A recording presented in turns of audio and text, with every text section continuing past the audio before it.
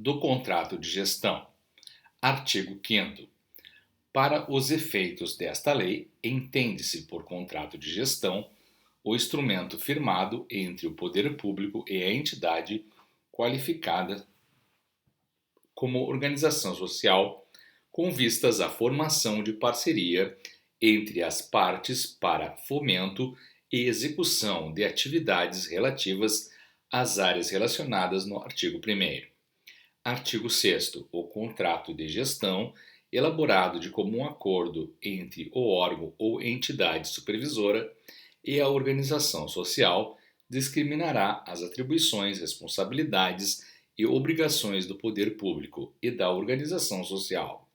Parágrafo único. O contrato de gestão deve ser submetido, após aprovação, pelo Conselho de Administração da entidade, ao Ministro de Estado ou autoridade supervisora da área correspondente à atividade fomentada. Artigo 7º. Na elaboração do contrato de gestão, devem ser observados os princípios da legalidade, impessoalidade, moralidade, publicidade, economicidade e também os seguintes preceitos. Inciso 1. Especificação do programa de trabalho proposto pela organização social, a estipulação das metas a serem atingidas e os respectivos prazos de execução, bem como previsão expressa dos critérios objetivos de avaliação de desempenho a serem utilizados mediante indicadores de qualidade e produtividade. Inciso 2. A estipulação dos limites e critérios para despesa com remuneração e vantagens de qualquer natureza, a serem percebidas pelos dirigentes e empregados das organizações sociais, no exercício de suas funções. Parágrafo único. Os ministros de Estado ou autoridades supervisoras da área de atuação da entidade devem definir as demais cláusulas dos contratos de gestão de que sejam signatários. Seção 4. Da execução e fiscalização do contrato de gestão. Artigo 8º.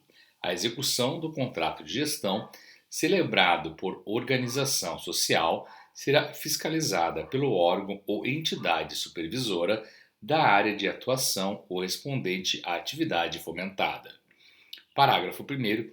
A entidade qualificada apresentará ao órgão ou entidade do poder público supervisora signatária do contrato, ao término de cada exercício ou a qualquer momento, conforme recomende o interesse público, relatório pertinente à execução do contrato de gestão, contendo comparativo específico das metas propostas com os resultados alcançados, acompanhado da prestação de contas correspondente ao exercício financeiro. Parágrafo 2º. O resultado atingido com a execução do contrato de gestão devem ser analisados periodicamente por comissão de avaliação, indicada pela autoridade supervisora da área correspondente, composta por especialistas de notória capacidade e adequada qualificação. Parágrafo 3º. A comissão deve encaminhar à autoridade supervisora relatório conclusivo sobre a avaliação procedida. Artigo 9. Os responsáveis pela fiscalização da execução do contrato de gestão, ao tomarem conhecimento de qualquer irregularidade ou ilegalidade na utilização de recursos ou bens de origem pública por organização social, dela darão ciência ao Tribunal de Contas da União, sob pena de responsabilidade solidária. Artigo 10.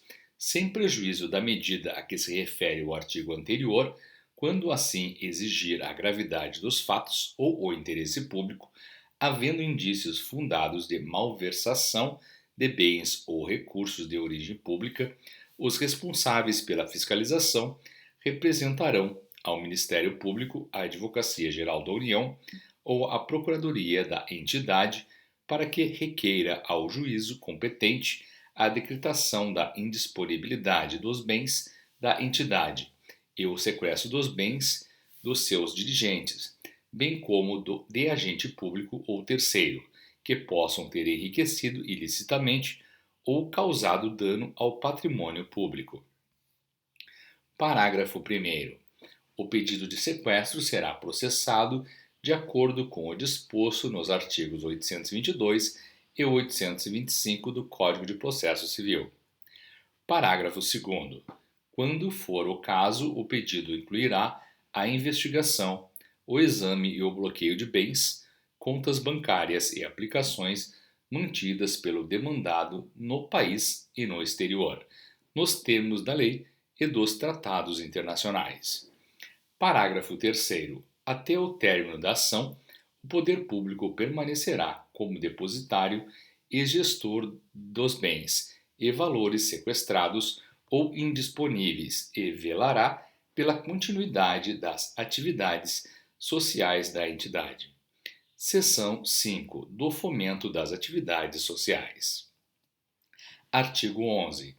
As entidades qualificadas como organizações sociais são declaradas como entidades de interesse social e utilidade pública para todos os efeitos legais. Artigo 12. As organizações sociais poderão ser destinados recursos orçamentários e bens públicos necessários ao cumprimento do contrato de gestão. Parágrafo 1º.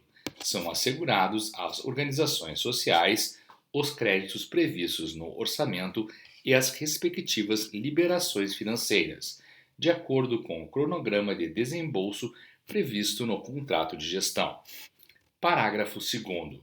Poderá ser adicionada aos créditos orçamentários destinados ao custeio do contrato de gestão parcela de recursos para compensar desligamento de servidor cedido, desde que haja justificativa expressa da necessidade pela organização social.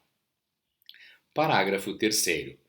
Os bens de que trata este artigo serão destinados às organizações sociais dispensada a licitação, mediante permissão de uso consoante cláusula expressa do contrato de gestão.